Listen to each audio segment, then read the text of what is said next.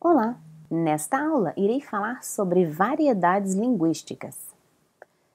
Variações linguísticas são diferenças que uma mesma língua apresenta quando é utilizada de acordo com as condições sociais, culturais, regionais e históricas.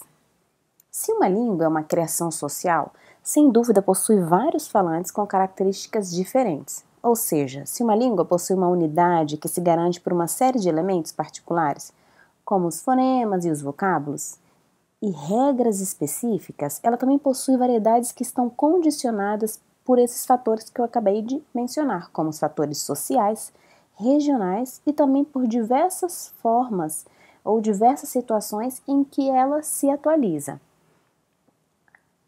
Aqui apresento nessa lista os tipos de variação linguística: variação histórica, variação geográfica, social ou cultural, situacional, padrão ou variante padrão, também conhecido como norma culta, e variante coloquial. Nesta aula, irei falar sobre variação histórica, geográfica, variação social ou cultural. Você pode ver nesta imagem os países que falam português. São eles: Portugal, Brasil, Cabo Verde, Guiné-Bissau, São Tomé e Príncipe, Angola, Moçambique e Timor-Leste. São 5 países que têm o português como língua oficial. E aqui é importante destacar que é natural que nessas diferentes regiões algumas palavras sejam incorporadas ao vocabulário por algumas influências e que não acontece da mesma forma em outros países, mesmo que se trate do mesmo idioma.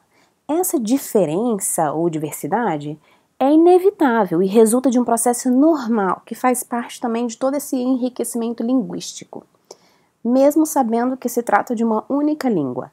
São diferentes nações a falar o mesmo idioma, mas que são unidas, que possuem essa identidade linguística. Então, assim, para preservar essa identidade, os chamados países lusófonos, que são esses que eu acabei de mencionar, Brasil, Portugal, Timor-Leste e os 5 países africanos, que você pode visualizar aqui nesta imagem, reconheceram a importância de se adotar uma ortografia comum para que essas variações, essas diferenças que existem, elas não sejam tão marcantes na sua forma escrita. Por que isso acontece? Acontece com o objetivo de padronizar esse texto. Então, assim, essa necessidade de realizar essa ortografia comum, ela facilitaria também a circulação de textos escritos, a aprendizagem da grafia da língua em diversas situações, até mesmo de ensino, que existiam nesses países, preservando essa origem comum do idioma. Então, essas discussões, elas aconteceram assim, elas começaram no século passado, e a primeira aconteceu em 1911, e nós sabemos que a última reforma ortográfica, ela aconteceu no ano de 2011 e 2012, mais ou menos, recentemente. A primeira variação que eu vou falar nesta aula, a variação histórica, ela está relacionada aos diferentes estágios de desenvolvimento de uma língua ao longo dos anos. Então, a língua ela passa por uma evolução. E exemplo disso seria o português arcaico e o português contemporâneo, É natural que exista e aconteça essa mudança, que a língua passa ao longo dos anos. Faz parte da história de qualquer língua. Um exemplo disso, se antes era utilizado vossa mercê, passou-se depois a falar vós mercê, depois você. Atualmente VC e C, muito utilizado, principalmente o VC nos textos digitais, nos textos enviados via o WhatsApp, o Facebook, até mesmo nos e-mails. E temos aqui outros 3 exemplos. Causo, que passou a utilizar caso, a lembrar, transformando-se em lembrar, cousa, transformando-se em coisa. Então, são transformações que acontecem. Vamos analisar este fragmento do texto de Carlos Drummond de Andrade.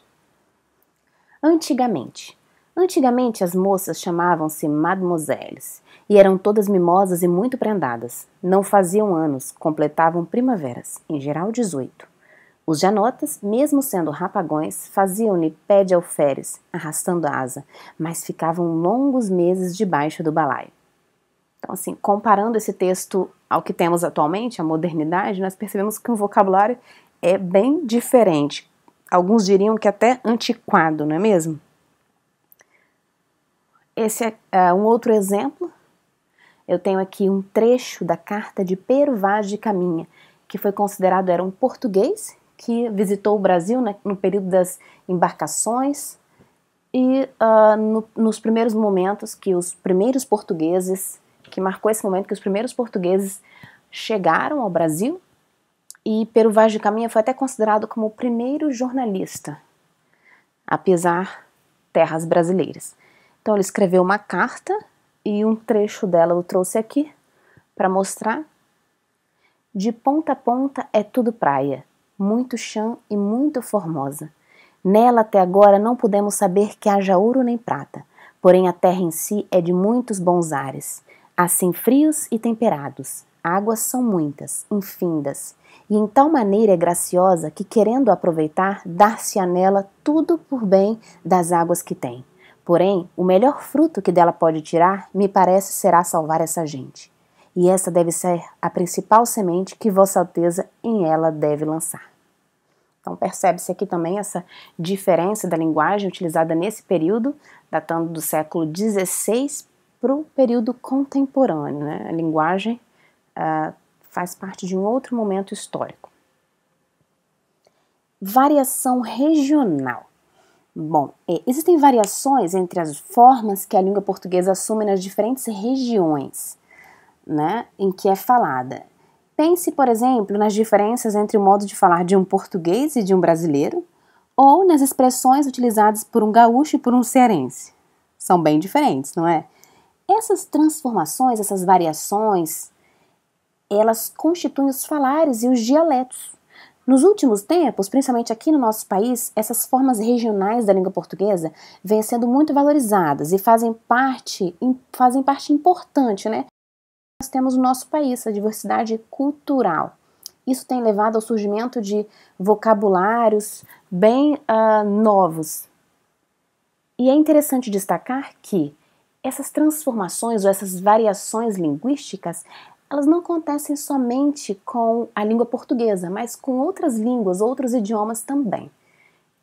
Então, na Espanha, por exemplo, várias regiões também têm a sua língua ou o seu dialeto, os seus falares bem marcados de acordo com a região destacada.